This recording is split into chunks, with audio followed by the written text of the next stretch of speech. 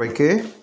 তো এখন আমরা দেখব কিভাবে আমরা একটা অ্যাপের ফিডব্যাক সাবমিট করব। হ্যাঁ, ধরা যাক যে আমাদের অ্যাপে বিভিন্ন সমস্যা হচ্ছে, কেউ ডিএ পাচ্ছেন না, কারো টিএ ক্লেম করতে পারছেন না, বা হচ্ছে অ্যাপের যে কোনো সমস্যা, কেউ ডাটা পাচ্ছেন না, যে কোনো সমস্যা হলে আমরা কিভাবে একটা ফিডব্যাক সিস্টেমেটিক্যালি দেওয়া যায় সেটা আমরা দেখব।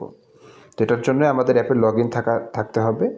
লগ ইন করার পরে আমাদের যে হোম স্ক্রিনটা আছে, হোম স্ক্রিনের উপরে একদম বাম দিকে যে ব্যানারটা, যেখানে সবসময় স্লাইডারটা চলতেছে, এই বাম দিকে ড্রয়ার নামে একটা ফিচার আছে। এই ড্রয়ারের এখানে ক্লিক করতে হবে আমাদের। এই যে এখানে উপরে তিনটা যে আপনার লাইন আছে, লাইনের এখানে ক্লিক করলে আপনাকে একটা ড্রয়ার দিবে। তো ড্রয়ারের এখানে এসে app feedback, profile, help centre, update app feedback, এখানে আসতে হবে। তো এখানে আসার পরে আপনি আপনার এই যাবৎকালে যতগুলো ফিডব্যাক দিয়েছেন সেগুলোর লিস্ট আপনি পেয়ে যাবেন। এরপর হচ্ছে সিম্পলি আপনাকে যে প্রবলেমটা হচ্ছে সেই প্রবলেমটা আপনাকে রেজিস্টার করে ফেলতে হবে। রেজিস্টারের জন্য প্রথমে আমরা নিচে একদম নিচে প্লাস চিহ্নতে আমরা ক্লিক করব। ক্লিক করার সাথে সাথে আমাদের এরকম একটা ইন্টারফেসে নিয়ে আসবে। আসার পরে আমরা এখানে অ্যাপের ফিচার, যে ফিচারটাতে আপনার সমস্যা হচ্ছে সেই ফিচারটা সিলেক্ট করবেন। আমার এখানে টিডিতে সমস্যা হচ্ছে, তো টিডি সিলেক্ট করব। টিডিতে কী সমস্যা হচ্ছে? ডিএ নট সেট বলতেছে আমাকে, যে ডিএ নট সেট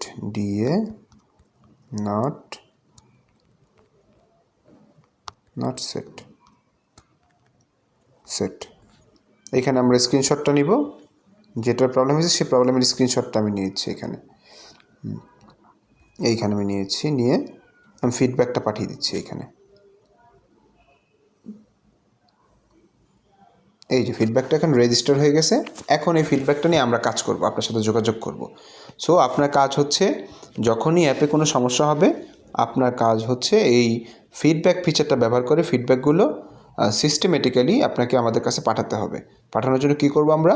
উপরে এই তিনটা আইকনযুক্ত চিহ্নতে প্রেস করব। প্রেস করার পর অ্যাপ ফিডব্যাকে যাব, গিয়ে সিম্পলি প্লাস আইকনে ক্লিক করব। আমার কোন ফিচারের সমস্যা সেটা সিলেক্ট করব। সিলেক্ট করে ডিটেলটা লিখব, স্ক্রিনশটটা আপডেট করে দিব, দিয়ে জাস্ট সেন্ড ফিডব্যাকে ক্লিক করে দিব। তাহলে আমরা অ্যাপের ফিডব্যাকটা দিয়ে দিতে পারবো। এরপর আপনাদের সাথে আমাদের টেকনিক্যাল টিম যোগাযোগ করে আপনার সমস্যা সমাধান করবে। ধন্যবাদ সবাইকে।